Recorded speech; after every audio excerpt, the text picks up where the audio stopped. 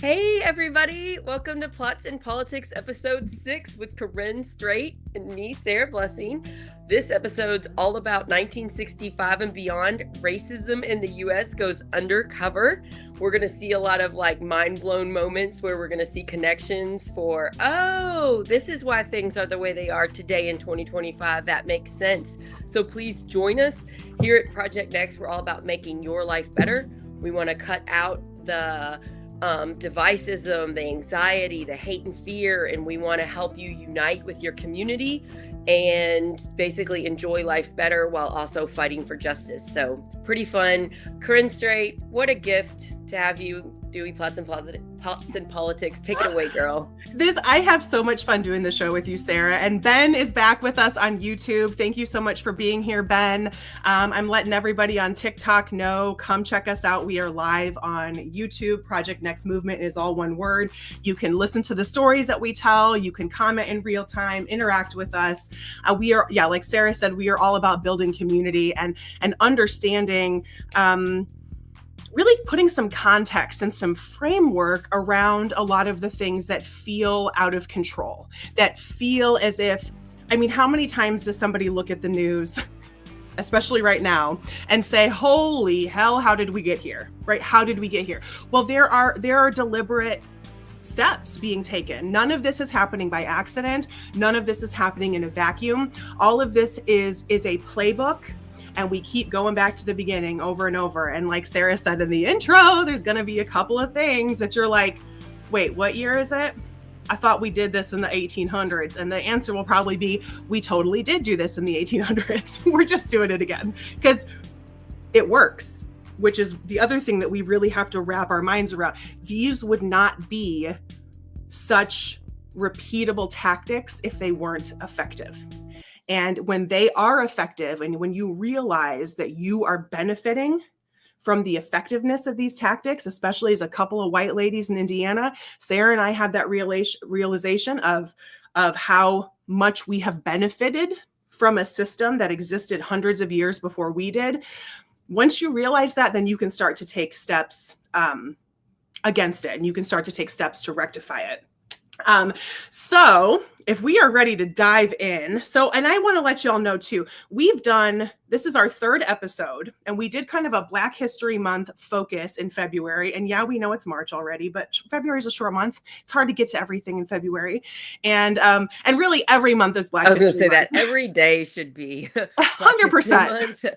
Yeah, because this has kind of been the theme really that we've been talking about, is for us to reconcile with what is happening now. We have to first reconcile with our past. And as Americans, as people in the US, we've never really done that. We've never really made amends for, what has been called, the original sin of the United States, which is slavery and the system of slavery and racism.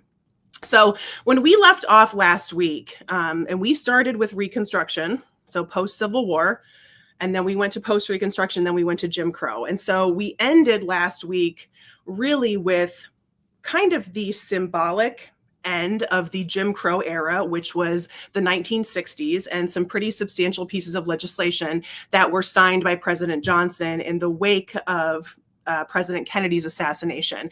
Right. And so 1964, we had the Voting Rights Act, the Civil Rights Act, and then 1965, we had the Voting Rights Act. And so this was the another attempt, because remember, we had the Civil Rights Act of 1875 that was struck down by the courts. So this was kind of our next go round. So I also want you to kind of keep that in perspective, like do the timeline in your head. Where 1875 is one bullet.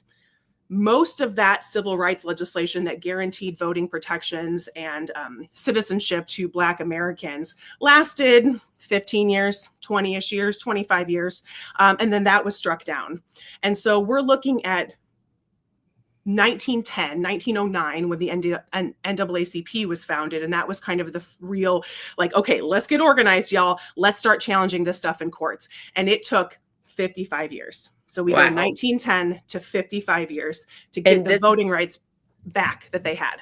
And this is something that Obama said that I really take a lot of comfort in, about progress and change. Mm-hmm. It's not just an upward trajectory. It's whoosh, It's a going up and down when you watch Yep. that, but we get there slowly. It doesn't happen as quickly as we want. And what you've been teaching me is, I knew a little bit about what happened after the Civil War, but not all the details you've been telling us. Is that's really evident here.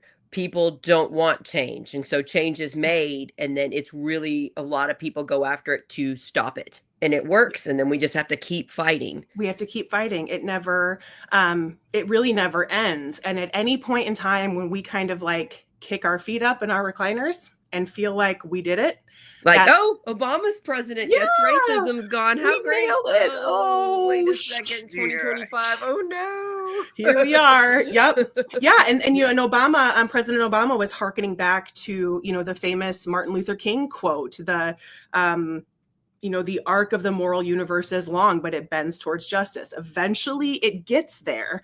But it's not getting there by accident. It's not being taken away by accident, and it's not being reclaimed by accident. Absolutely, Ben, you said that. History is just not what happened before. It's now. We are writing the story now. We are in history right now. There's a lot going on these last couple months, and I think if everybody can just sit back and listen to this history lesson, I think it might give you all some hope that we're just going to keep working. We're going to keep fighting for unity and for love all, and for more rights to everyone. And it doesn't stop. We keep going. It didn't stop back then, and it doesn't stop now. Yeah. And what I always remind people, especially right now when we get so frustrated, is like, just remember those black and white war movies that you watched with your dad or with your grandpa, and the bad guys in those movies, they were the book banners. They were the reproductive freedom banners. They were the education restrictors. They were the voting restrictors. The good guys, they're not the people that we're dealing with right now, right? History is not going to look kindly on the things that are happening right now. And so even after you're gone, what is your story, right? Who writes your story? Who talks about you? Who says, my grandmother, my neighbor, that crazy lady, Corinne Straight down the street who died, here's what she did, right? How are you spoken about? And I think that weighs a lot, because what Ben said is history is now. It's not this thing that we're removed from. We're actually responsible for it right now. Right. Anytime I see some of this anti-immigrant, anti-DEI, anti-women, whatever the rhetoric, pride community, yeah. I'm just like, I know who's going to play you in a movie, and it ain't going to be the Brad Pitt, right? It ain't going to be the hero. You're not going to get the hero treatment here. That really does make me smile a little bit, because there is no period where we are all sitting in history class talking about how great it was that the Nazis burned books and burned records. Nobody's talking about that as a good thing. So yes, Dakota, we're making history every single day. And just by y'all being here and commenting and interacting with us, you're part of something that is saying, I'm tired of how it's been. I'm tired of how it's been. And I don't care if you're in your 20s, 30s, 40s, 50s, 60s, at whatever point in your life that you kind of woke up and went, something ain't right. Whenever that time period is, you are welcome. We are all learning. We're all in a process. That's so true. So if you were on the other side and you were scared and you were going along with stuff, but you're not now, you're waking up now and being like, wait a minute, what's going on? We welcome you to this side. It's not a political side. It is the side of justice. It's the side of what is right for humanity and all human beings. So we welcome you. And that is what Project Next is all about. Yeah. And I think it is hard for our people on the left to be like, wait a minute. I'm like, this is how we have democracy. We don't get on people for their mistakes, because I freaking mess up every day. Every day. All the time. Get into it. We were kind of tied into last week. So what happened in the 1950s, which we're looking at about 10 years that separates the landmark Brown v. Board of Education, that's 1954, with these, the really substantial civil rights legislation of the 1960s. And what you saw happen in the 1950s was an explosion of private school founding, because white families were very upset about integration. Many white families were very upset about integration. They did not want their children going to an integrated school. And because religious institutions were exempt, that is really where the modern school choice movement began.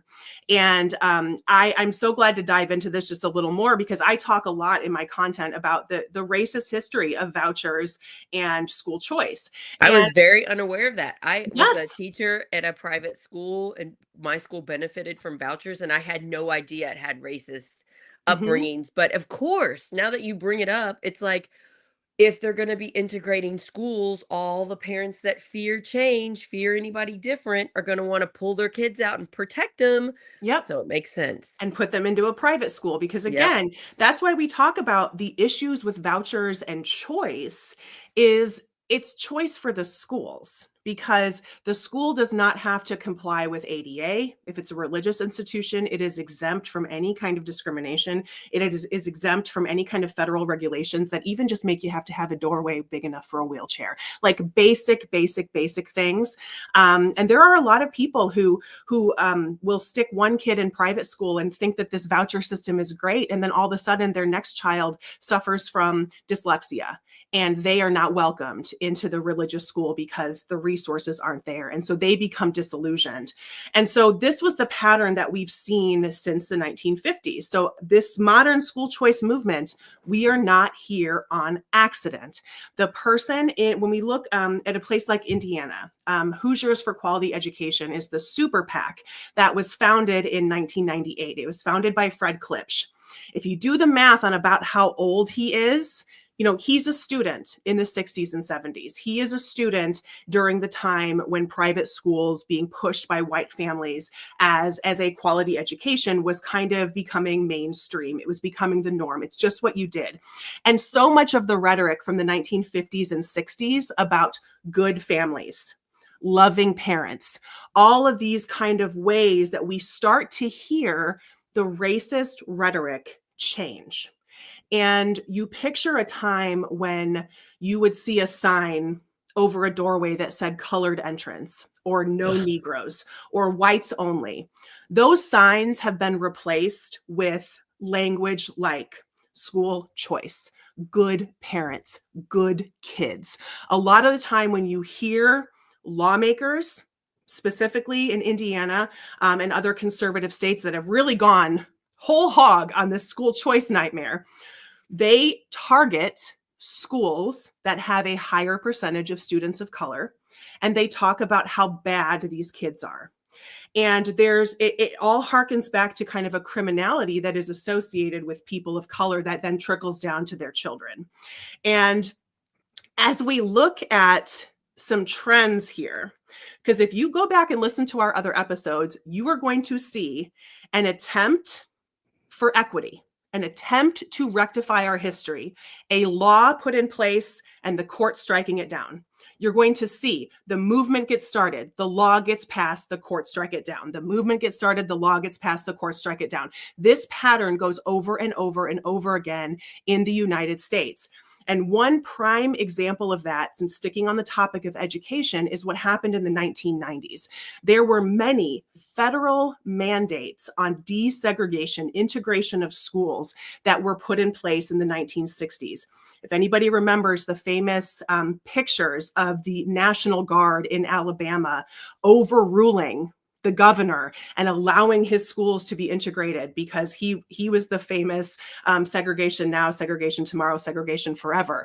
And the National Guard came in and said, oh, hell no, and they integrated their schools. That is what it takes. We have to remember, again, after the Civil War, federal troops were present in the former Confederate states to enforce the end of slavery, because without the federal troops there, slaves would have been recaptured. We would have gone right back. And I you was really see, naive about that when I was a yeah, kid, and I hear the Civil War's over, the North won, we stay a union, we did it. slavery's over. We're just like, bam, they're free. Oh, no, no, no, No, no. no, No, actually, because you no. have to have enforcement, you have to have rules and protections, and people coming to your house and saying, now, did you let these people go? And so I just was really naive when I was little, and really until you told me, or until June 19th. started Yeah, becoming yeah, more Juneteenth is kind popular, of and I the researched then. I was like, oh, yeah. which, Sarah, that's why it works.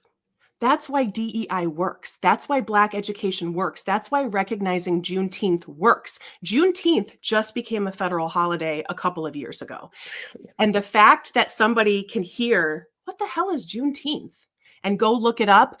That's why these laws are important. And I'm so glad you just said that, because people can say, well, who cares? Juneteenth, who cares? Here's why we care. Here's why holidays matter. Here's why statues matter. Here's why museum exhibits matter. Because we're telling you, here's the point in history that we want you to focus on. And when every single statue you see is of a white man, when every single statue you see is of a former Confederate soldier, again, that's the only history that they want you to appreciate. And so the fact that we were in 2021 or 22 when Juneteenth became a federal holiday, that's huge, right? Think of a kid that's born right now, and Juneteenth is going to be to them what MLK Day is to us. It's always been there. If we were born in the 80s, MLK Day has always been a thing, right? And so that I'm so glad you said that, because that's why we have to commemorate these holidays. And that's why we have to have these conversations. And it's okay to admit that we didn't always know this. I'm 44. I'm going to learn new things today from you. I didn't learn all of this stuff at my public education. I learned some of it at IU. But a lot of it I learned from going to like the Civil Rights Museum in Memphis, like, so yeah, you're so right. Okay, keep going, girl. No, this is fun, right? This is like, because this is catching us up kind of to modern day. And I think what Sarah and I have done a lot of kind of pulling the layers back here, of understanding that the public education we were receiving in the 80s and 90s was a direct relic of what the Daughters of the Confederacy wanted schools to teach when they put those programs in place in the early 1900s. And so, yeah, a very whitewashed, a very watered down. We did very it. watered down, very, the slave owners were kind to the slaves. The slaves wanted to be there. They Yes, did. They some were worked so mean, but hard. a Yeah. lot were good. We're like, I mean, I was told that, I was like, what? Yeah. And then you're like, actually, wait a second, that was propaganda. Like, and then you should start to get mad. Yeah, right? Like there should be, I'm mad. Yeah. like there should be an anger there of like, you're trying to hide what from me? So these school desegregation orders, federally, federal court orders that were put into place, were able to be enforced. So if somebody felt that they were being discriminated against, 60s, 70s, 80s, they had court action that they could take. What you saw happen in the 1990s is a recension of those court orders. And what we see as a result of that is we see segregation increase. And some of these percentages, I've known that segregation, it has gotten worse, but these percentages honestly blew my mind. Between 1991 and 2019, of the 100 largest school districts in the entire country, they became 64% more segregated. What? From 1991 to 2019, 64% more segregated. And so that alone tells you that is a perfect pinpoint in time. 1990s, we start to see these desegregation orders pulled back. They're no longer enforceable by the courts. And that analogy that we used, that I've been using this whole time, right, of that comfy shoe, America's comfy shoe, our foot imprint is white supremacy. We've got to reconcile that. When that foot fits into that comfy shoe, that's where we're comfortable as a nation. And as soon as those court orders are pulled away, as soon as the federal troops are pulled away from the South in the 1870s, as soon as voting rights privileges and enforcement is pulled away from the South, voting rolls become more segregated. Black people become more disenfranchised. As soon as federal mandates to integrate your schools are pulled back, schools become more segregated. Our foot keeps going back into that comfy shoe. And we have to be willing to take the discomfort of breaking in a new shoe. And I think about that all the time because we've never actually done it. The book that I read that set me down on this path to really appreciate Reconstruction, I read it, I think I started it when I was in high school. And then I went back to it again when I was in college. And it is called The Unfinished American Revolution. It is Reconstruction, The Unfinished American Revolution. Trevor Noah says this. You know Trevor Noah? Oh, yeah. Yep. I read his book, Born a Crime. Mm-hmm. And he said that. And I thought that was really interesting. I'd never even thought about it. But he grew up in South Africa with the segregation there, where which they learned from us. They learned how we did it in 100%. America, and they took it back and used a lot of that playbook. And I'd never thought about it before until he said it. So hearing you say it now is like, yeah, we still have. Maybe we're doing it now. Maybe the next few years we'll get a little better after it gets worse. But we can hope. We can hope. And it's when I see something like that, when I see that in my lifetime, I was 1991. What was I? I would have been third grade, maybe third or fourth grade in 1991. That in my lifetime, I have seen my schools become more segregated. That you and I, Sarah, really probably started kindergarten at the peak of integration in the mid to late 1980s. And that deterioration that has happened, and the schools that our children attend now, 64% more segregated. And that should be all that we need to know to understand that school choice is dangerous and racist. And focusing on this myth of what equality is versus what equity is continues to harm us in ways that we cannot understand. And because it takes decades, we're not really going to see the results of what the current administration is doing for another couple of decades. It takes a long time for the real ramifications of these policies and the removal of these policies to be seen in the data. And that is for somebody who is terrible at math, the amount of time that I spend digging into data and charts and studies, because I want to see, I'm going to recognize that I am not the expert. I want to see what the experts tell us. And when all I have to do is look at a chart and see that line go up, see it go from about 20, we were at about 21% segregation in those schools, up to 64% in the matter of 30 years, that is lightning fast. That is lightning fast that it takes 30 years for our foot to fit right back into that shoe. And without any deliberate attempt to reverse that trend, it's going to keep going up.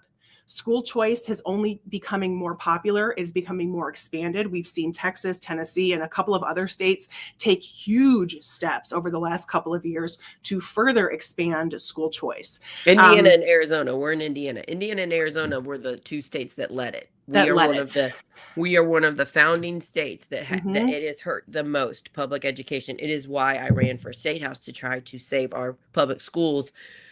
So what happened back then, we're really seeing now. It's more dangerous now. They've been attacking our public schools financially, taking public funds and giving them to private schools and charter schools. And we're seeing damage. Yes. I'm friends with teachers and administrators here in my county, and to hear them talk, it's so much worse than you think, because they're doing everything they can to give our kids quality education while just constantly being attacked by our state government. It's really sad.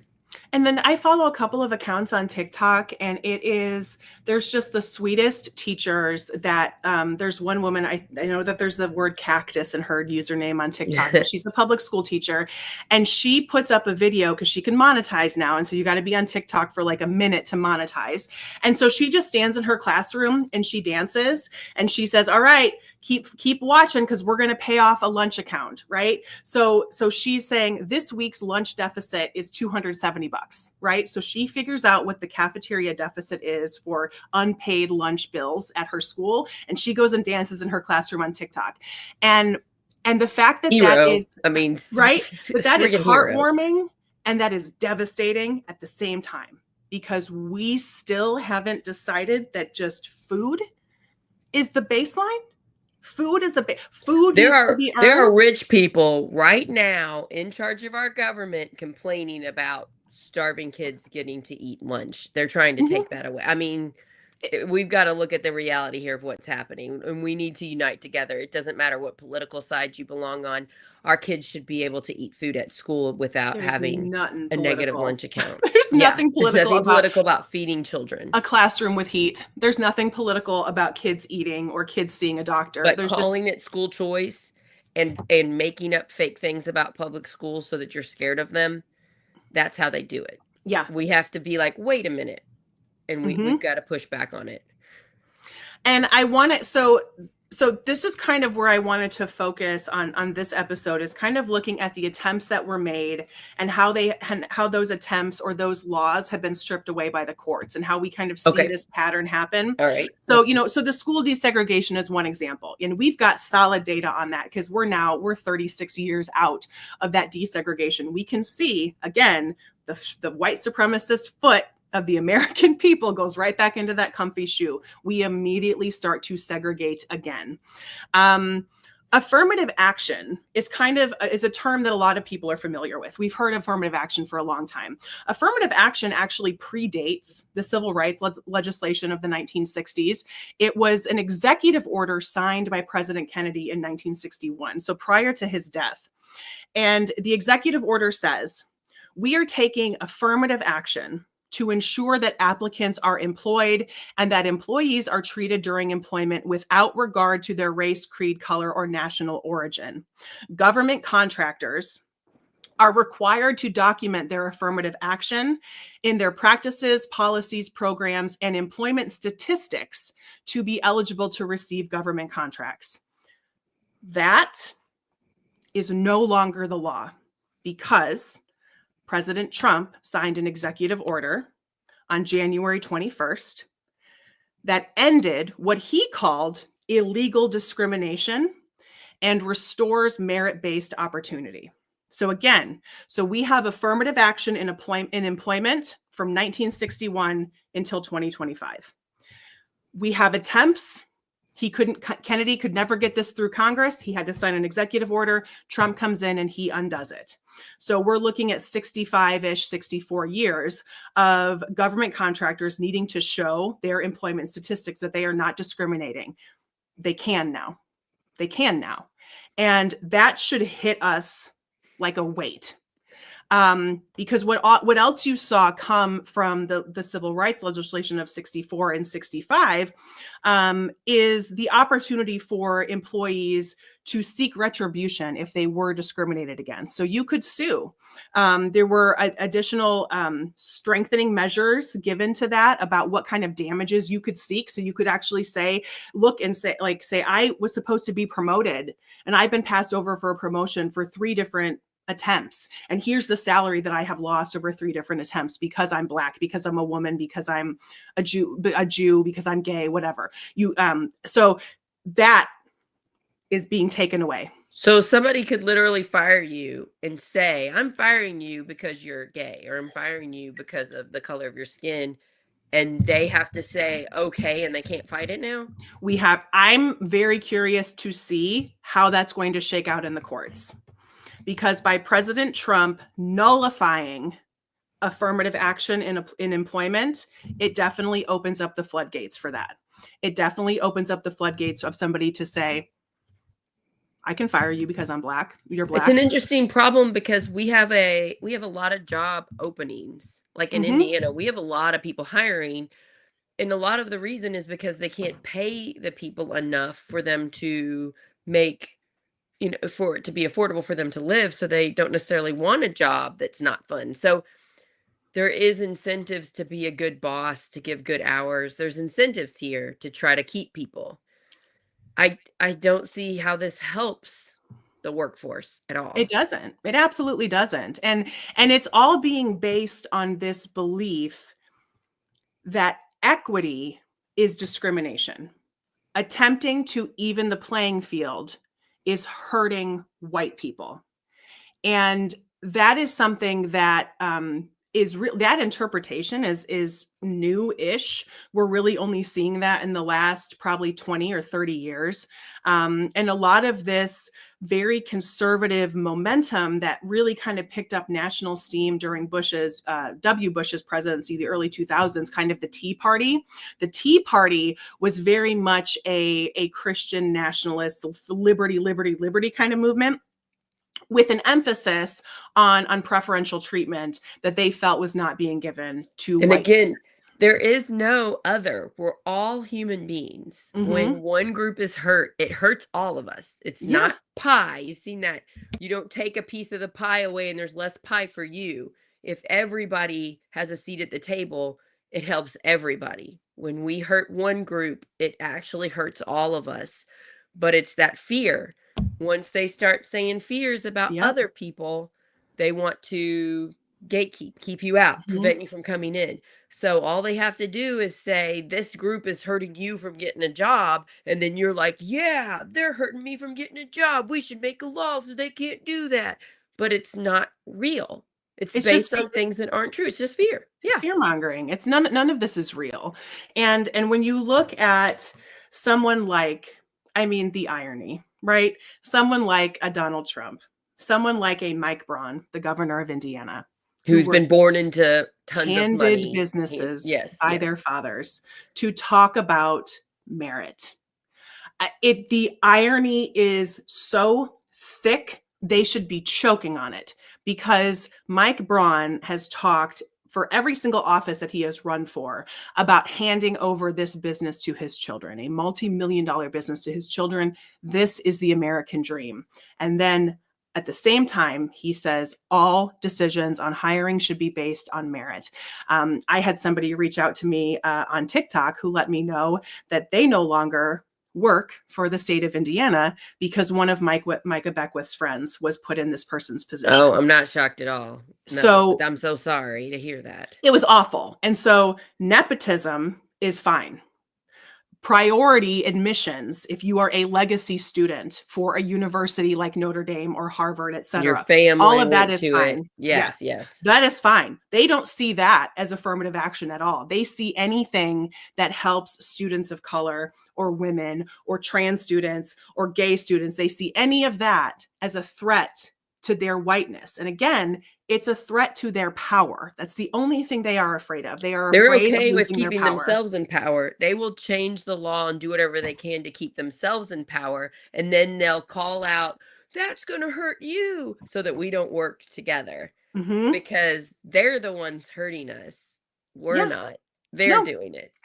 And then Mike Braun is the governor of Indiana. Everybody that's listening, he was our senator. He sure was. Now he's our governor, and his lieutenant governor is Micah Beckwith, who is a pastor for a mega church. And him and Mike Braun don't even get along. And Micah Beckwith got himself elected in the position of lieutenant governor by stacking the delegates at the convention when they went to vote for lieutenant governor. Mike Braun actually wanted somebody else, and he stacked there's like 2,000 delegates, and he had a bunch of his congregation sign up to be delegates and come and vote him in. Yeah, so which is crazy. Micah Beckwith is one of those. He's very similar to J.D. Vance. He's one of those, a woman should be pregnant at home barefoot, not working, listening to the man should make all the decisions. He's one of those types. He's more extreme than Mike Braun, and Mike Braun is pretty extreme.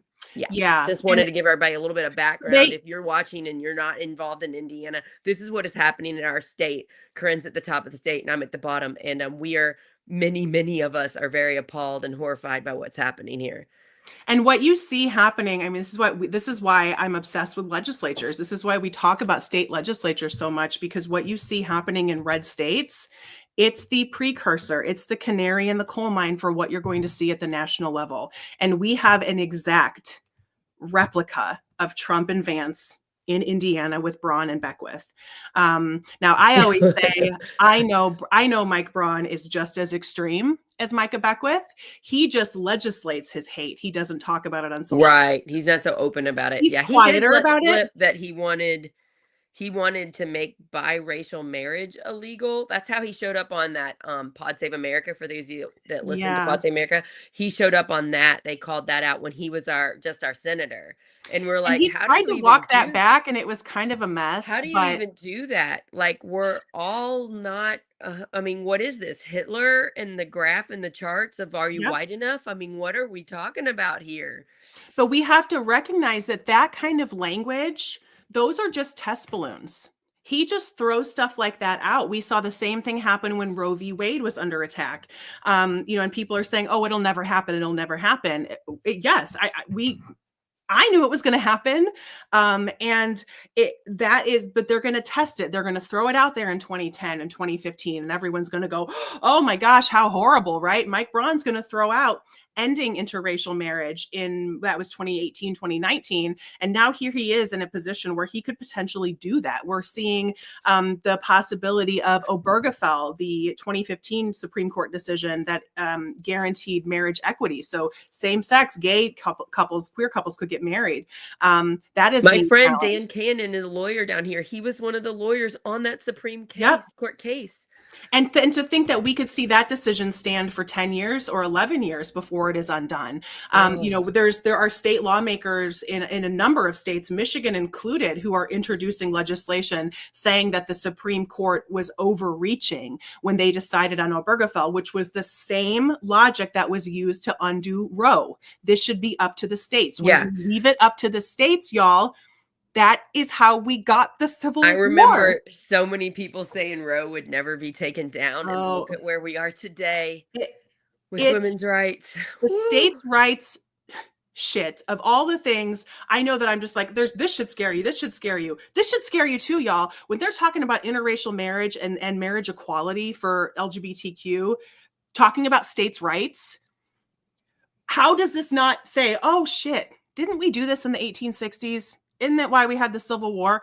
I mean, the whole states' rights thing is just an excuse for racism and discrimination. It is an excuse to maintain the status quo of white supremacy. And I want to kind of pull out, and you mentioned Micah Beckwith. We mentioned kind of the shift that we have seen in the last 20, 25 years. It's definitely been brewing for a while of this Christian whiteness that has kind of taken over. Christian nationalism is an identity that believes the United States of America is ordained by God. It was founded by a Christian nation. It is meant to be a white, Puritan, evangelical nation. The city on a hill stuff you hear. All of that shit. Church, yeah. Yep. Yeah. And Micah Beckwith, Mike Braun, Jim Banks, J.D. Vance, I mean, the list goes on and on and on and on, are Christian nationalists. They are very proud to be Christian nationalists. They believe they are returning the United States to its roots. And we have to appreciate the role of white American Christian nationalism in how it is shaping policies about race, policies about transgender individuals, policies about marriage. Just in the Indiana state legislature this year, we saw a state lawmaker introduce a bill that would remove no-fault divorce as an option for Hoosiers. Thankfully, that bill didn't advance. But I'm again, so glad I didn't know what we see is it's a balloon. Let me see how this goes in 2025. Yeah. Maybe it won't pass this year. Maybe it won't. Let's try to attack lab race. Oh, that didn't work. Yep. We'll try again next year. We'll try again next year. Yeah, it's already, there's several states that has passed. I believe maybe Oklahoma. There's several states that have and that it's being challenged. It's being challenged in court, of course. And so where women, that's really you can't divorce, you can't get out of your abusive marriage. You have to produce a witness. That's hearkening back, no fault divorce has been around really since the mid 70s. And prior to that, you had to show cause. You had to have people come. It's already in Indiana. It's already hard to get divorced as myself as a divorced woman. It should not be harder. It's this idea that women need to be punished or women need to be controlled. And so that Christian nationalist identity, you mentioned South Africa. We see this happen with colonization all around the world. White people invade, a country where there are a lot of people of color. They attempt to install their Christian ideals. This is why missionaries are so popular. They attempt to install their version of white Christianity. And once that takes root, it's incredibly hard to undo. And when you have people running the state of Indiana, running this country, who are so proud of that identity, and when they say Christian, there's such an assumption of morality and goodness that comes with it that people kind of forget the nationalism part after. They forget the identity part after.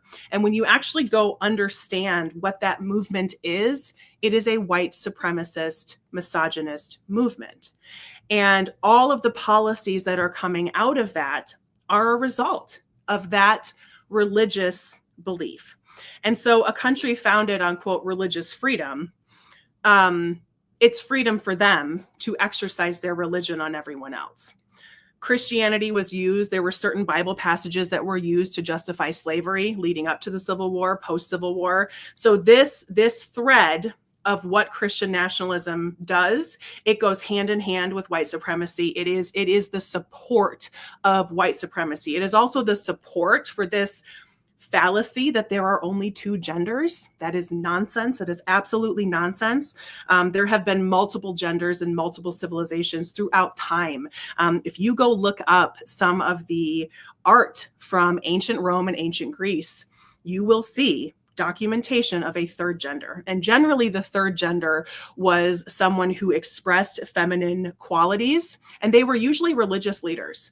And they were men. So they were born biologically male. They just identified as a third gender. So this is historically prevalent. The idea of two genders is a Christian nationalist tool of white supremacy. So there are all of these misunderstandings and force of this Christian nationalist identity. And until we undo all of that, we're never going to make any real progress. And the same is true when it comes to racism. And it's so hard because it's tied to the religious word, and people want to be respectful of people's religion. And I struggle with that too. You have to call out hate. You have to call it out, even when it's tied to a religion, even when it's tied to we care. You have to call out you're discriminating. Yep.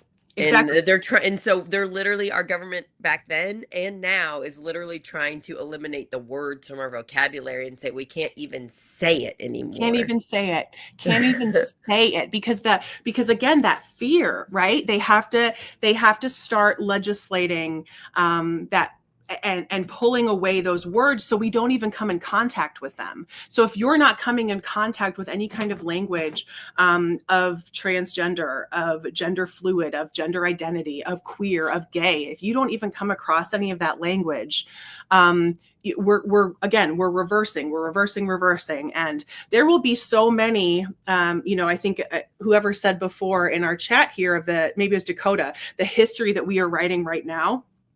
All of this flurry of executive orders, these laws that are being put in place in Congress, if we pinpoint this on 2025, we're going to see these being worked out in the courts over the next several years. We're really not going to have a full appreciation of what this kind of legislative effort is going to do.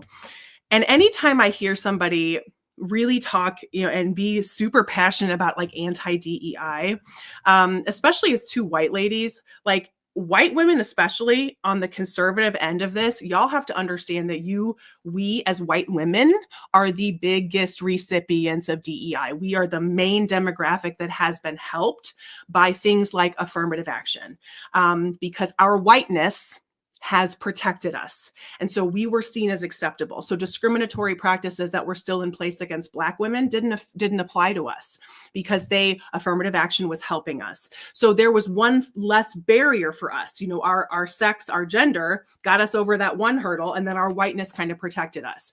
And so you see court cases with Black women working to receive, fair employment treatment happening in the 80s and 90s because the racism is still there for them, even if their female their female sex should have protected them, it didn't give them the same benefits that it gave white women. I think what's hard for these white women that support support getting away of diversity and not talking about it. They don't want to admit.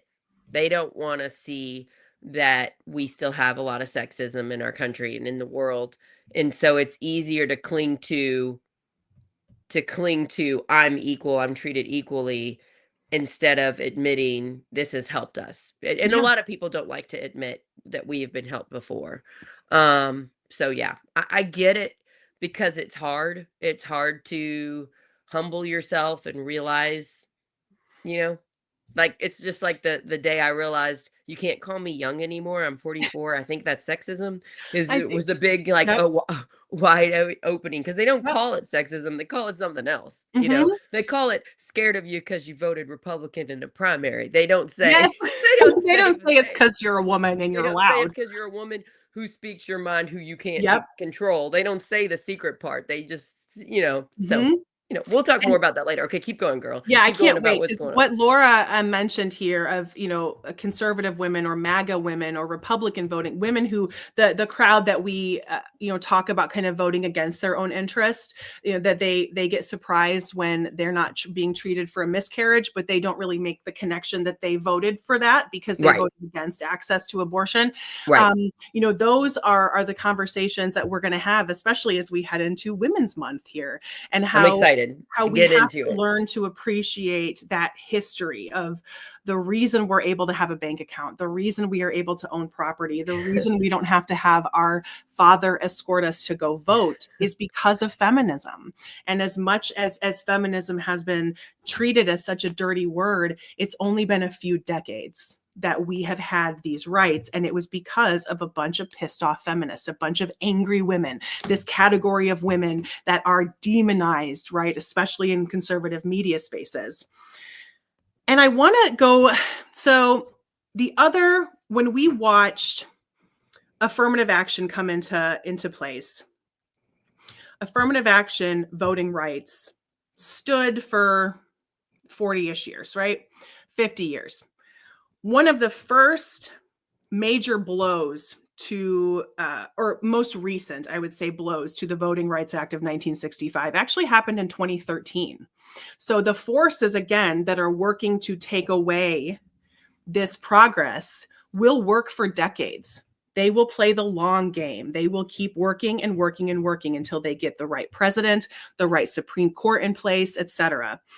In 2013, the Supreme Court struck down the formula that was in place to protect voting access in very specific jurisdictions. So we saw states like Alabama, Alaska, surprisingly, most of these states are in the South, but Alaska has a real problem with discrimination as well. So Alabama, Georgia, Louisiana, Mississippi, South Carolina, and Virginia, along with a handful of other states, but they had jurisdictions that were bound by federal mandate. They could not make any changes to their voting procedures until it was vetted at the federal level, because it's kind of like, it's the kid that gets in trouble all the time. Like, well, we're going to put other guardrails in place because you keep screwing up. You've told us you haven't earned the right to be independent. You haven't earned the right to stay home by yourself because you keep eating all the ice cream and leaving the fridge open. Like, these jurisdictions had not earned the right to set their own voting rules because they kept disenfranchising Black people. So it's like they keep doing it. So the federal government had these rules in place. And in 2013, the Supreme Court struck it down. And those jurisdictional determinations that were in place were removed. So we're 12 years out, and we are already seeing a decrease in voter participation of the poor and people of color in all of these jurisdictions. Exactly what we knew would happen. Everyone that wants to say it's hyperbolic, you're being hysterical, it's not, slippery slope. The pattern repeats and repeats and repeats and repeats. When the federal oversight is removed, we fit back into the comfy shoe of white supremacy.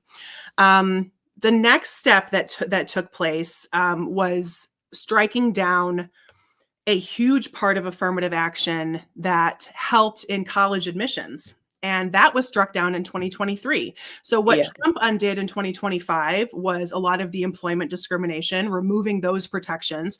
What the Supreme Court did in 2023 was actually remove any consideration of race in the college applications and admissions process. And the reason this is important is because it plays into this idea of white America, of quote unquote reverse racism or reverse discrimination. I want to be really, really clear that reverse racism, it doesn't exist. It's not a thing. You have to remember that racism is a structure. It is a system in place. And racism in the United States and in most European countries, racism has never been a structure that has harmed white people. Racism is always a structure to benefit white people and harm people of color. So we can't call it reverse racism. That's not a real thing. I hear that all the time. Reverse discrimination is also not real. You can just call it discrimination. Even if white people feel like I'm being discriminated against, there's no reverse about it. There's no right. Just say you feel like you're being discriminated against. So it's really, there's a lot of confusing language that is put in there so that white people can feel aggrieved. They can say, oh yeah, I'm the aggrieved party now, because we've never learned any of this history. We have never learned why affirmative action was put in place. We have never learned why voting rights protections were put in place. And because we don't understand the why, all we can hear is the narrative that is being told to us today, which is white people are being hurt. Right. And like, it's so important to realize life is hard for everybody. Yes. We're not saying that because of the color of our skin or our gender that life is easy. Life is hard for everybody. But it's harder when the systems set in place are meant to keep you out of growing, keep you out of doing well. They put things in place to make things harder for you because of our past. And you're right. It's not even a humbling of ourselves. It's we weren't educated. Yeah. I wasn't educated in the 80s and 90s. I was a lot. I would give the most credit to Bloomington, IU Bloomington. I went there for 1 year before I went back to IUS by my house. And I took some world education classes that really opened my eyes. And now you can get educated on TV shows and documentaries and podcasts and Plots in Politics with Corinne Sarah. You can do other things now. So we're waking up to, oh, we were kind of lied to about our history. 100%. And now we're seeing the damage that is happening in 2025 right now because of this, because we weren't taught the things we should have been taught. Yeah. And one of the most frustrating and really mind-blowing parts of the 2023 Supreme Court decision was the participation of Justices Clarence Thomas and Justices Amy Coney Barrett in striking down affirmative action when they are two members of the majority opinion who directly benefited from affirmative action.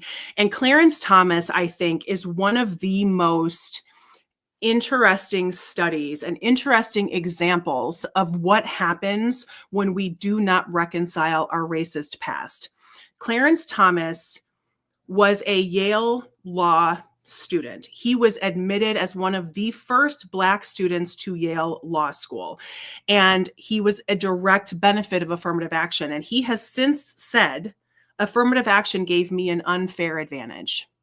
And so to hear that, the very first class of Black students that were admitted to Yale was in 1964. There were 14 Black students. Of course, they were all men because women were not allowed to be admitted to Yale until 1969. What? And so, right?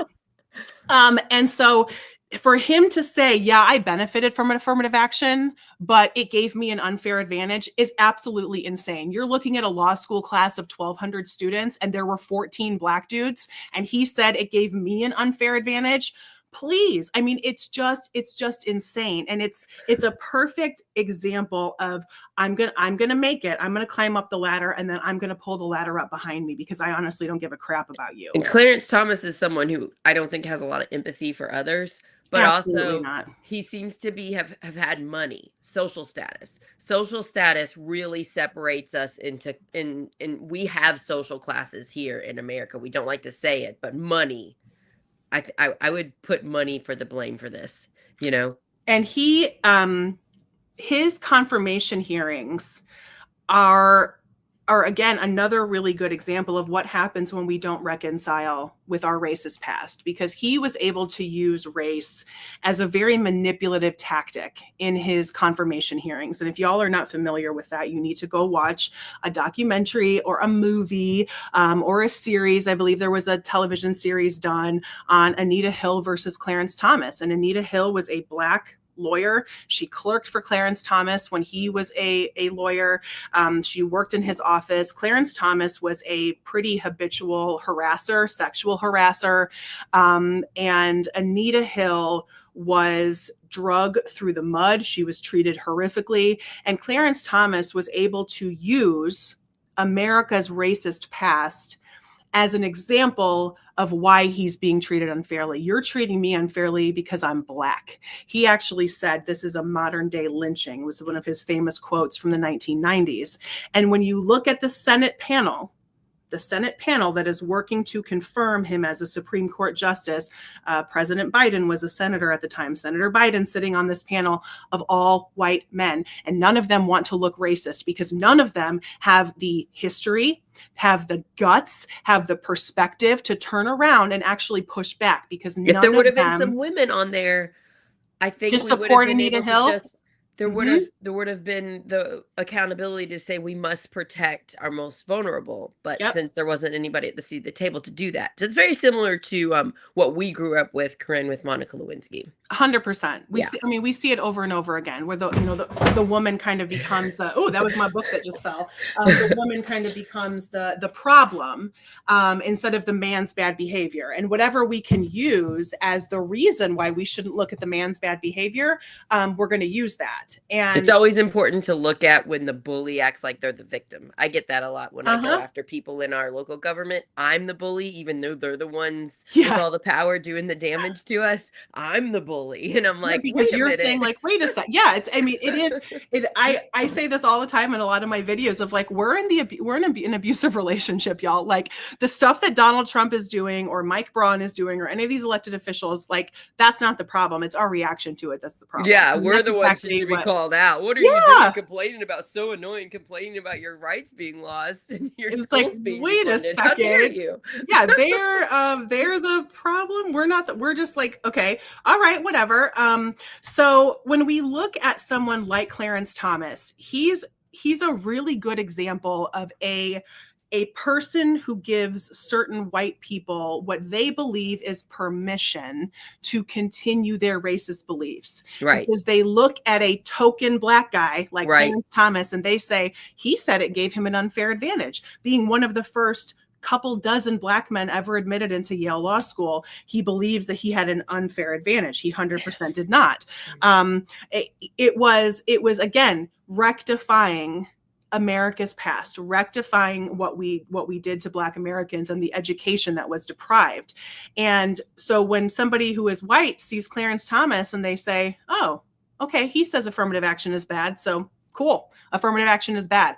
The same can be said, Amy Coney Barrett is another one. She's a Notre Dame grad, a Notre Dame Law School graduate. She graduated in the 90s. The first woman was admitted to Notre Dame Law School in 1970. So, affirmative action, again, was why Amy Coney Barrett was allowed to be admitted into Notre Dame Law School. And yet she will strike down affirmative action. So that gives women. So she's clearly not.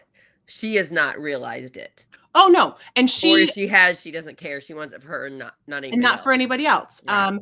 And so when we see the courts stripping this away, just 20 years prior to this, in 2003, a very similar case came before the Supreme Court about the University of Michigan considering race in its admissions process.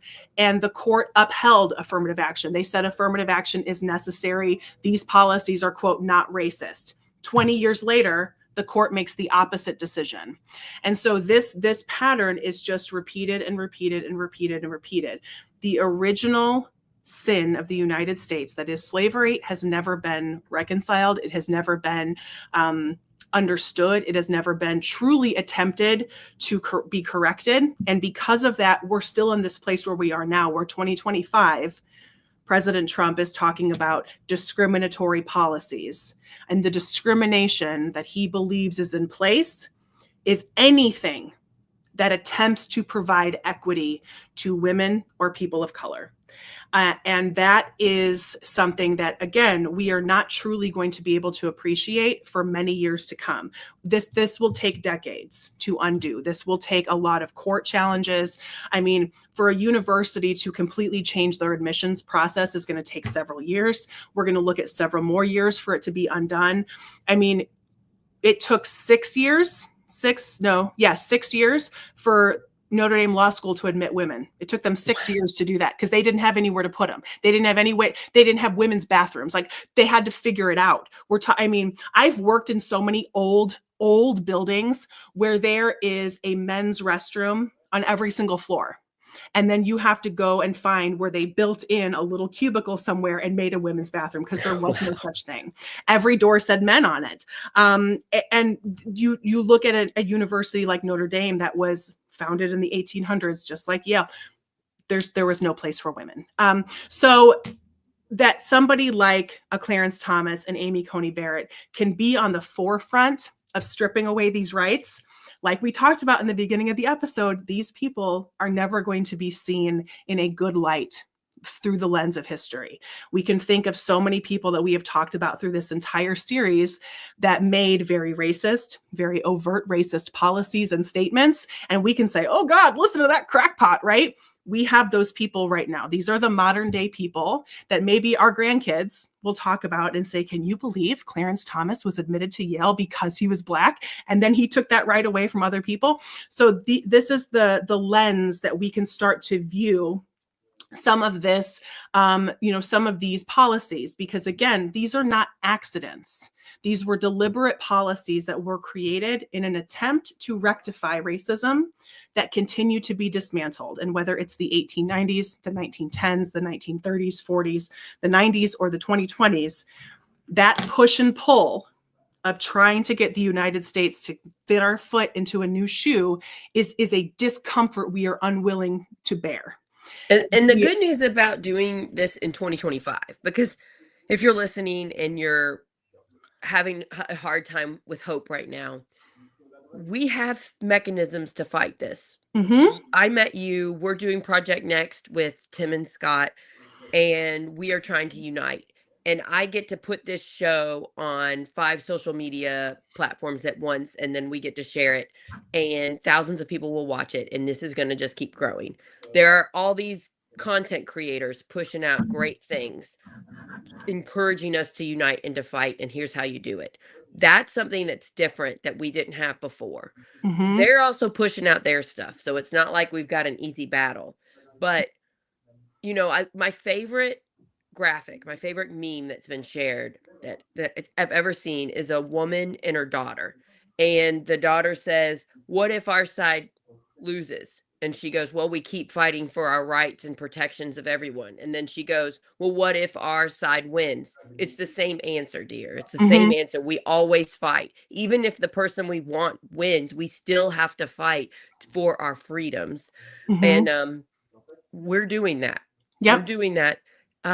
But I have to say, it's been a tough couple of months, and I don't think that that's ending. I don't think the tough, hard stuff is going away. I think we're going to have to get stronger at fighting it and shining a light on it and uniting people. I saw people in the comments say, I used to be on the right. I used to kind of agree with them, and then I pulled myself out. And the fact that they're willing to admit that on a comment on a show is really beautiful and amazing. And thanks so much for that. I mean, and so, we're doing this, we're growing, but it's going to take work. We're all going to have to do more than we thought we were.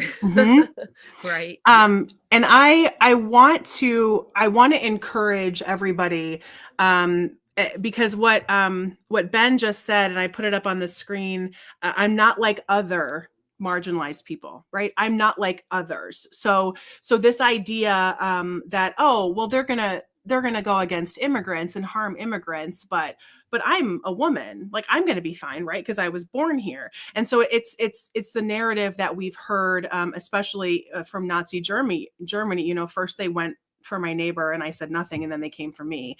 And that is a an attack on any marginalized group is an attack on every marginalized group. And when you see someone like a Clarence Thomas, or you see, I mean, somebody said, Ben said, the modern term is pick me. I don't know if anybody saw this dinner that President Trump, or this event that he held during February, where there were a bunch of Black attendees, and this idea that they just want to be praised and they just want to feel included. It was roundly criticized by other Black influencers and politicians, and talking about, look what you're endorsing, look what you're participating in. You're participating in harms against our people. You're participating in supporting someone who is stripping DEI, which is good, stripping DEI from our modern society.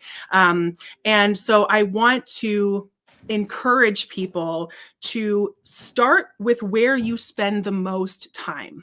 Do you spend the most time on social media? Do you spend the most time at your social club? Do you spend the most time at work? Start to change. This is one of the biggest things I think you can do, is start to change what your algorithm is on whatever social media platform you use. And start by seeking out Black creators. I follow a woman named, her name is Dr. Nikki Lanier. It's Lanier. She teaches a lot of courses on active deconstruction of racism.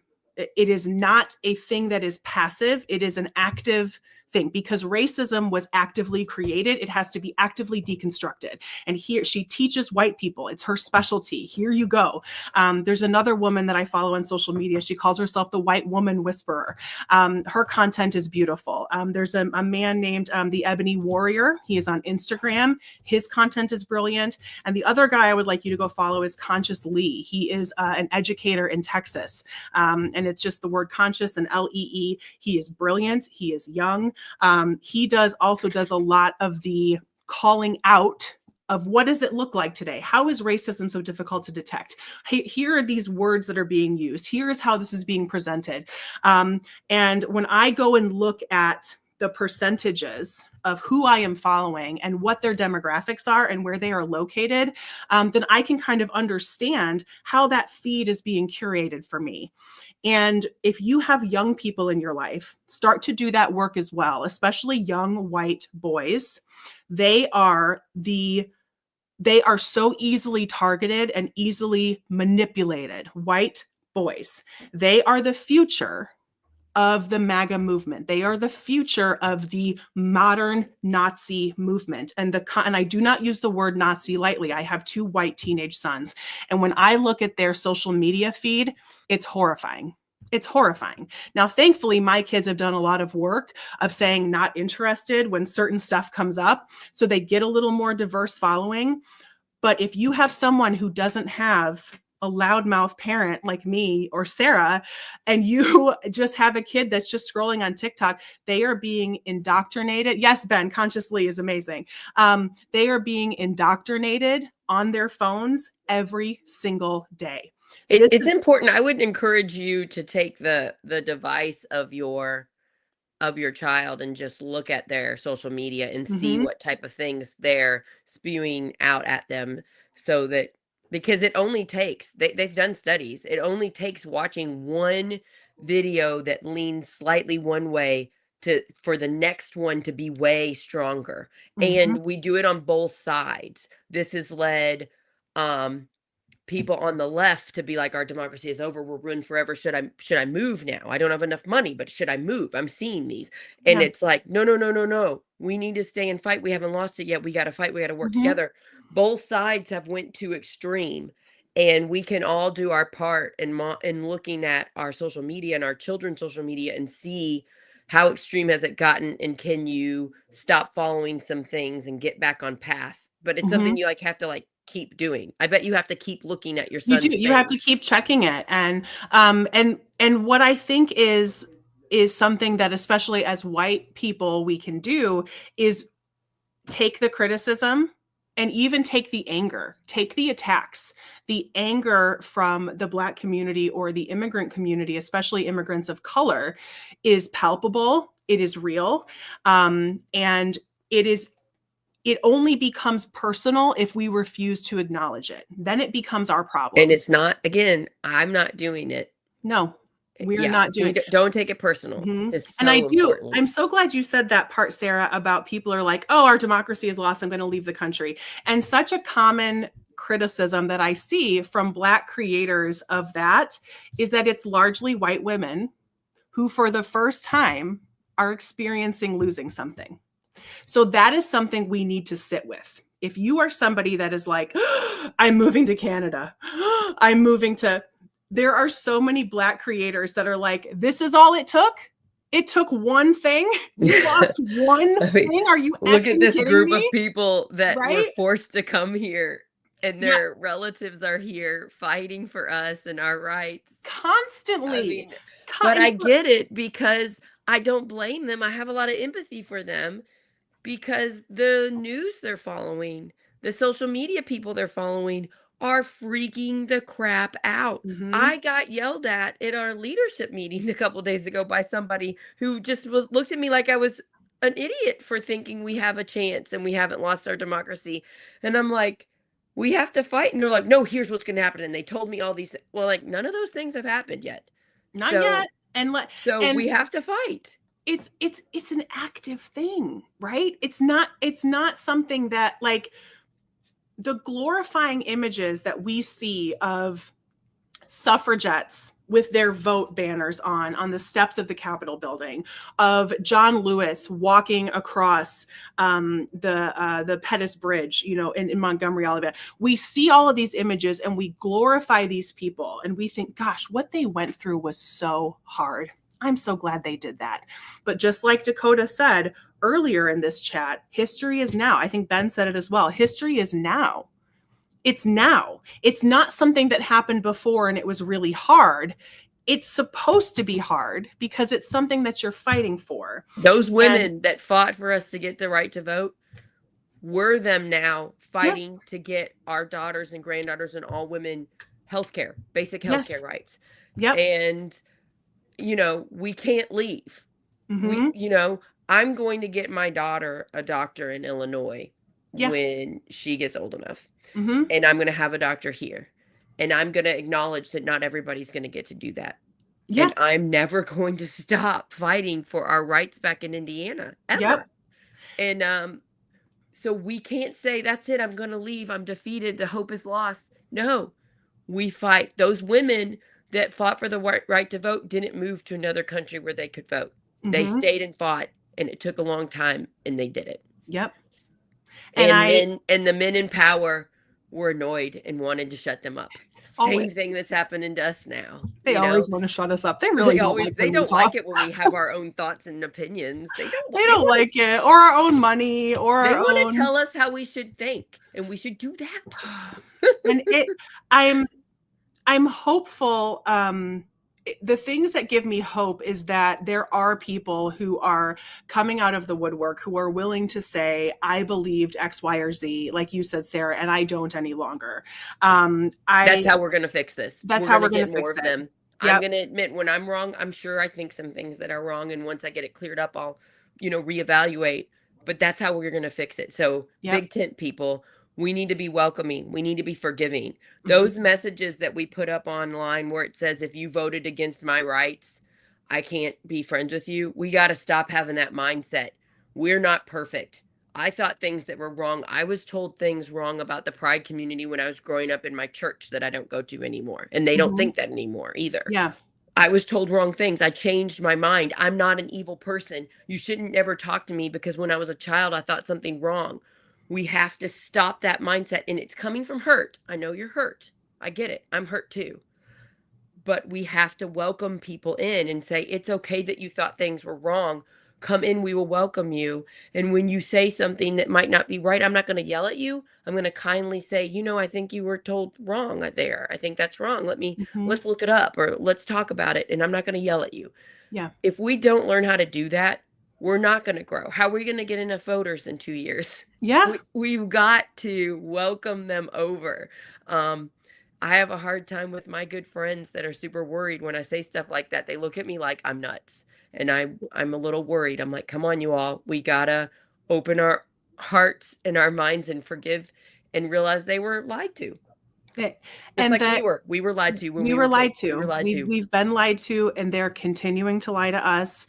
And these conversations that are very uncomfortable are the ones that we have to have. And I mean, Ethan, I get it. I'm not sure. Ethan says, I'm not sure our country's ever going to get past racism. We are here in Indiana. We have a lot of KKK presence. There are, again, just at Christmas time, my effing neighbor put a swastika on top of their Christmas tree. Hey, but you helped get that taken down, girl. I did.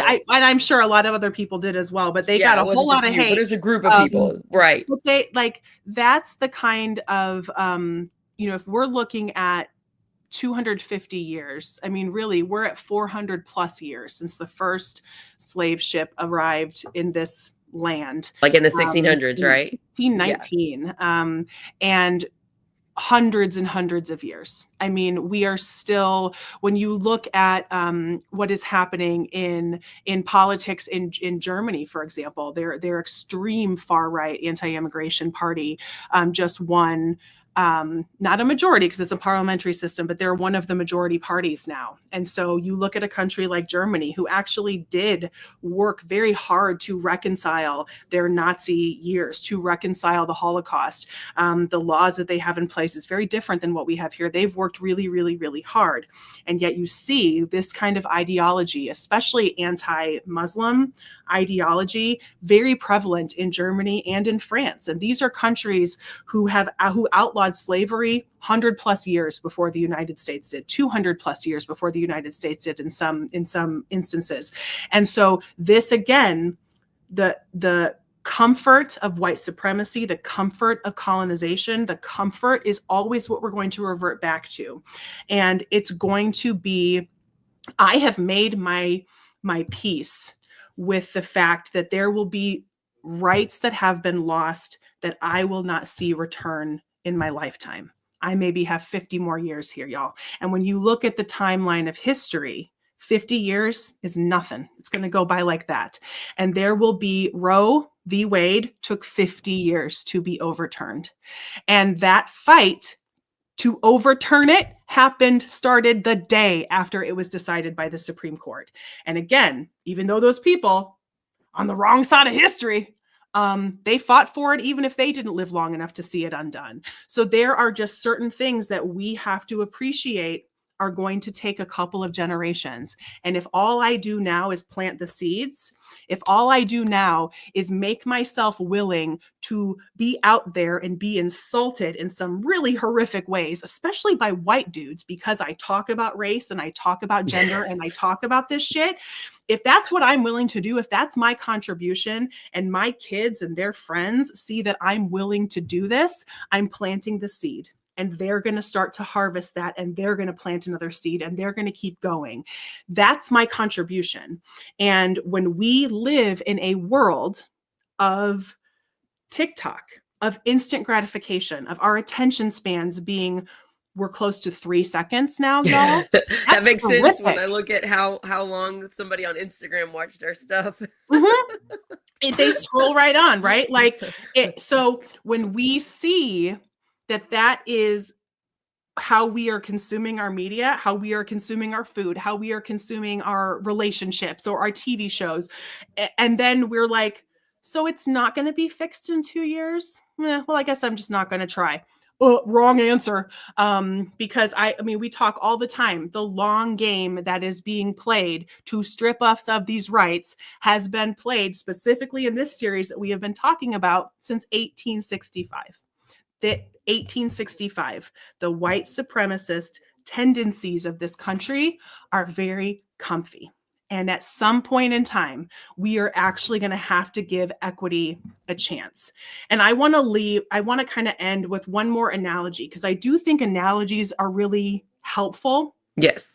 Especially when we look at something like government funding. So when we look at something like affirmative action or DEI, or trying to kind of, make our admission standards or our hiring standards match the population, that is equity. It's not equality. I'm not giving all of you the same thing. My immigrant neighbor down the street who is working to learn English needs different resources than I do. And so I understand that if we're both going to be offered English classes, I don't need it.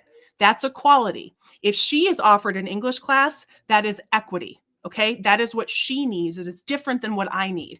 And the analogy that I like to use as somebody who worked in local government, and anybody who works in local government or even state government, if y'all are familiar with a system called the PASER system. This is a system, and I found this fascinating. This is how our street departments, many street departments, determine which roads need to be paved and when. And so a PASER scale is a rating of how damaged a road is. They look at the asphalt levels. They look at how many cracks are in it. How many potholes did we go fill last year? When you see a road that has and we'll see it here because we getting into pothole season in the Midwest, y'all. When we get into pothole season, and you're driving down that road that it's just a patch every couple of feet because they're filling potholes. And then the next summer that road is repaved. That's because it was finally evaluated to be by the PASER scale to need that kind of repair. It needed a whole new resurfacing. So when I see that road that has a pothole every 10 feet get resurfaced next year, I'm not going to resurface it again the following year, because that would be equality. If I'm supposed to be equal and put all of my tax dollars in the same place, I'm wasting a shit ton of money, because then I would be repaving the roads that had just been repaved last year. If I'm going to look at equity, I'm going to look at a PASER scale. I am going to look at where the need is most present. And that's what our government is supposed to do. That's exactly what our government is supposed to do. Find the things that are most needed and help them so that our communities can function well. And when you see this applied in things like school funding or healthcare funding, this idea that equity is, quote, unfair. And so equality should be the mission. When we give equality, when we give every single elementary school the same amount of money with no regard of who needs more resources, just like no regard of what road has more potholes than the other one, we're wasting taxpayer dollars. And we should be entrusting our government leaders to look at our communities as a whole and understand where the dollars need to go. And if that can be understood in road funding, it can absolutely be understood in other areas of our government spending. That is responsible government. And I think those kind of analogies really help, because sometimes you'll get into a position where that's not what government does. Government does not even the playing field. That is for the capitalist, the free market to figure out. Y'all, the free market is never going to end racism. It is never going to end gender discrimination. It is never going to end pay inequality, because it makes them too much money to never address it. That is why laws have to be put in place. If the free market was governing what roads got paved, the rich people would get their road paid every 6 months. And the poor people, and we'd be on gravel, we'd on gravel road, right? Or whatever. Yeah. We allocate resources in a, quote, socialist fashion when it comes to first responders, when it comes to road paving, when it comes to, honestly, economic incentives for corporations. All of that is socially applied. It's a system of socialism. And yet when it comes to schools, when it comes to hospitals, when it comes to healthcare, we have to give everybody the same. Everybody the same. It's poor resource allocation on a government level. And our government only works as good as the people we elect to serve us. Mm-hmm. And right now, the way things are going, we've elected extremists in Indiana and in a lot of other states. Yep. And we are going to have to pay attention locally to who's on the ballot in your small little races, and then pick the best person, the better person, or maybe you should run for something too. I never thought, me as a former teacher, that I would be running for stuff, but I just ran for state house. So now I'm doing this, I guess, So we always have to remember that our government is only as good as the people we elect. And I think we need braver people, honestly, that are going to stand up for what's right. Because while we're all floundering here saying what's going on, I'm not seeing enough leaders stand up and say we have to fight for what's right. And so I think we're going to have to push them a little bit. We're going to have to push, and we're going to have to be willing to admit where we've made mistakes and where we've, looking back at school funding, this issue of not really understanding equity in school funding, this is a tale as old as time. We forced integration, really, which in principle was, of course, was noble. That's what should have happened. Integration should have happened. But we didn't follow that up with equitable resources. So we had kind of a posturing of doing the right thing, but we weren't really willing to put our money where our mouths were. And so then when we don't really give that system the tools it needs to succeed, we become more segregated and we can call it a failure. So we see the same thing happening with school choice today. We destabilize these schools. We don't give schools the resources that they need. We do that over a couple of decades. And then we say, look at these schools that are failing. We have to close them. And then instead of admitting where they could have done something wrong, like, whoops, I didn't know, I've never done this before, I messed up, let me fix it. They're so scared to admit that they could have done better that they just keep doing wrong. Yes. Like, I think that's one of our biggest problems as humans in our society. We're too scared to admit fault. So then we don't grow. Yeah. And if we're all just willing to say, like, you know what, I screwed up, I'm so sorry about that. And then we could actually make progress and move on. It would be great. So that's really kind of the wrap up of this series. I'm really proud of you for doing this 3-part series for Black History Month. I thought it was beautiful. I learned a lot. It was sad. It was lovely. It's really sad. Yeah. And we needed to hear it. And there's tons more. And you've told us in the 3 episodes, lots of places we can go. We know how to Google and look up things. There's lots of great sources if you want to know more on this, but we're going to keep doing this at Plots and Politics. I think women's history maybe next. Yeah, we'll focus on some women's history. I really want to dive in a little more, to the Christian aspect of this, and how we kind of, we look at the differences, especially being, in a relationship with a French person. I see, France and Italy, these are very, in Spain, these are very Catholic countries, right? Very Catholic heavy countries. And yet you see such a strict separation between church and state. They have civil liberties and social freedoms that we do not have in the United States. And it can be argued they're just as religious as we are. They're just as religious as us, but they're not as extreme as us. And so where does that religious fanaticism come from? It comes from the craziest religious people leaving England to come to the United States, to come to the New World. I taught that in 5th grade, so I do know a lot about that. And I was like, this is interesting. It does show why we are the way we are today, because of the people that came and took over. Because the craziest people are the ones that were like, oh, you want separation of church and state? Yeah, we don't want to do that. The witch trials, those people. Yeah. All those, the Puritans, the Puritans. And the real, so much of the split that happened when you look at the church splitting, we're going all the way back to Martin Luther here. When we look at the Protestant split, was the split between a loving God and a vengeful God, a God who punishes. And we see that so much in American politics with the prosperity gospel. We have the people that Donald Trump are lifting up as preachers who say, if you're good, God gives you money. Oh, you're poor? That means God doesn't like you and God is punishing you. And so that is so American. It's as American as apple pie. And so that plays so much into what we just did for Black History Month and what we will do for women's history over the next couple of weeks, of diving into all of these systems that, again, have to be actively dismantled. They were actively installed. They have to be actively dismantled. Well, I think we're going to have enough topics to do shows forever. We honestly could do shows forever. We don't stop. Even when people we like get elected, we push for more. Yeah. And there are some fun, and we're going to make sure that we, I will dive into some sillier aspects of our state, especially our state history. There are some doozies, and just some appreciation of us to understand, because that's what we like here. We like the perspective. We like the historical perspective. We like tying it to today. And we like saying, okay, y'all, you think it's bad. It's also been bad before. It's bad. They fought it before. It's going to be bad again. Fight it again. Yep. It's going to be bad again. We're going to fight it again. It'll be good again. It'll be bad again. We're going to keep it. We just got to, we can do this. Okay. Yep. You're awesome. You I are love too. You so much. Thanks for being my friend. And thanks for everybody being here.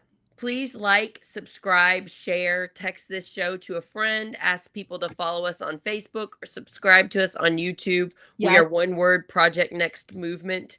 We're on Twitch, we're on Instagram, we're on TikTok. If you please follow us on if you're on any of those platforms, and please recommend us to your friends. We are growing. I did 6 shows in 4 days last week. It was Um, insane. if and if you want to go back and watch some of those, it's a lot of get the word out and mental fitness, and it's a lot about Indiana Democrats are reorganizing. We're about ready. We just elected new Dem chairs on Saturday. This Hmm. coming Saturday is district chairs, and then the Saturday after that, 33 people get to elect our new Indiana state Democratic chair. And we interviewed all 4 of them Yeah. on multiple shows. So if you want to get to know the 4 people that are up for that position, if you're in Indiana, it's so important because we have extremists in charge here, and we have to elect the best people and do the best that we can to reorganize and Yeah. to win elections and to stop these people. So you can look back in past episodes if you're interested in any of that. Um, I'm going to do more mental fitness shows. I want to do a show about narcissistic sociopathic behavior. I see a lot of those people running our government, and how to stop them. Like, I bet it's about 1 in 10 people are narcissistic Hmm. sociopathic. So I think just about all of us have them in our lives. And like, what do you do to stop them from bullying you? How do you stop it? So I've had quite a few, and I just keep getting better at it. But I don't think it's ever going to stop since I'm loud and vocal.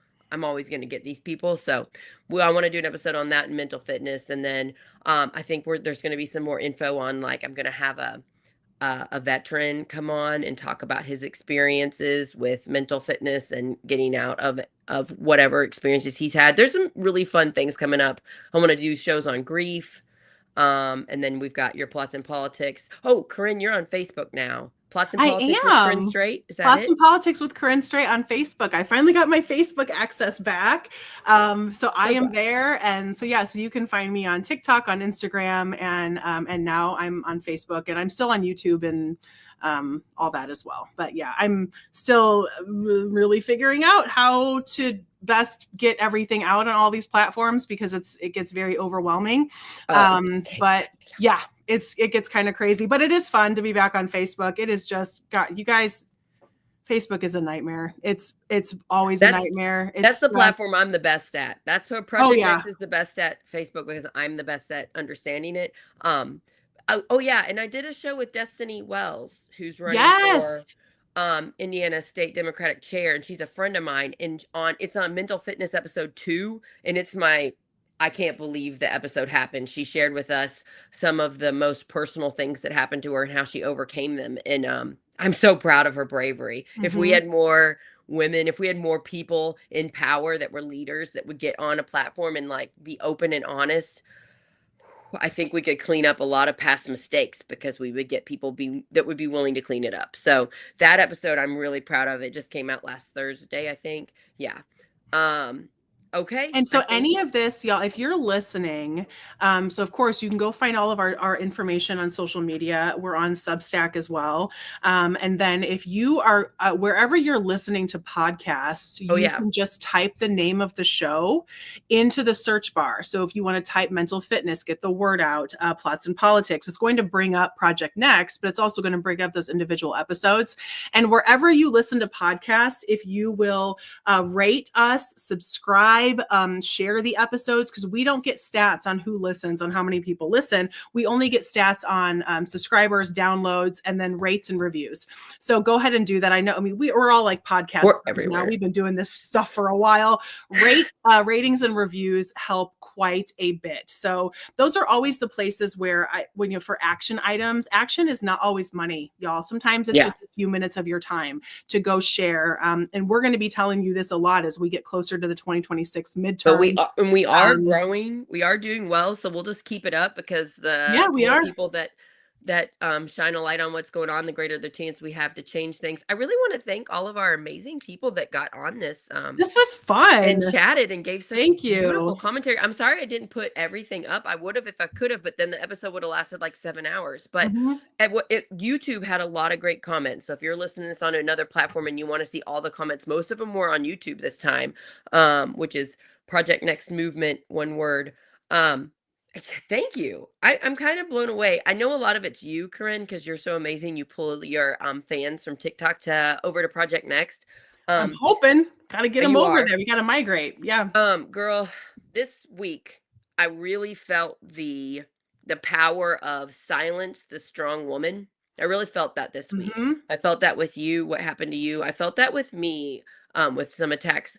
And if you are listening and you have been silenced and you're a man or any different race or anything, and you're being silenced for being you, it's not you, it's them. They're trying to silence you because you have your own voice. You are amazing. You are wonderful. Keep shining that light. Don't let them snuff it out.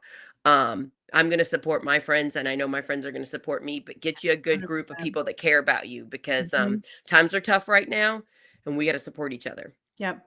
Yeah. Agreed. So love all of you. Love all of We'll be back next week. Who knows what we're going to do? It'll be fun. I know. I Bye. know. All right. Bye, you guys. See you soon.